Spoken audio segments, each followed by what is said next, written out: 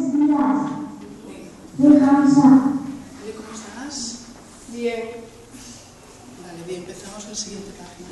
Empezamos la siguiente página. Muy fuerte. Muy fuerte es. ¿Ves? Más fuerte. Empezamos la siguiente página.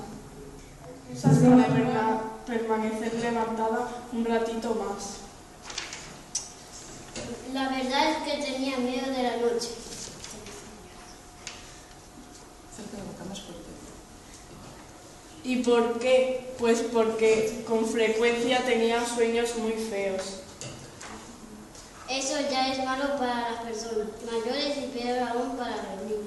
Pero para una princesita llamada Dormilina y que vive en Dormilandia es terrible. Parece mentira, decía la gente y movía preocupada la cabeza. Bien, más fuerte. El rey y la reina estaban cada día más intranquilos y por eso no dormían tan bien como hubiesen debido. Y la pequeña princesa se veía cada vez más pálida y delgada.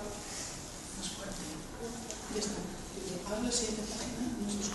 Ahora la siguiente página, nuestros compañeros. Feliz. Para que pueda acudir a la invitación.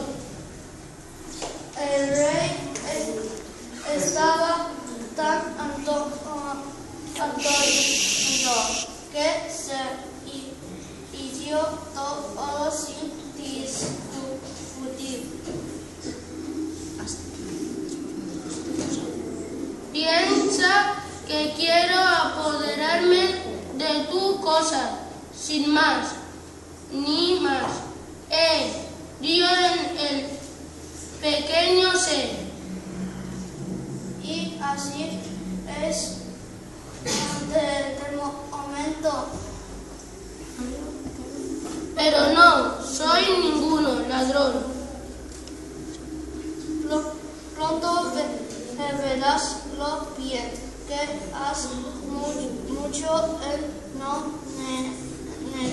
negarme nada. Con ello nos ha ayudado a los tres, a ti mismo, a tu hija, sobre todo a mí, el tragasueños. El hombre he sido. Cuando llegues al final, la princesa dirá mi compañero.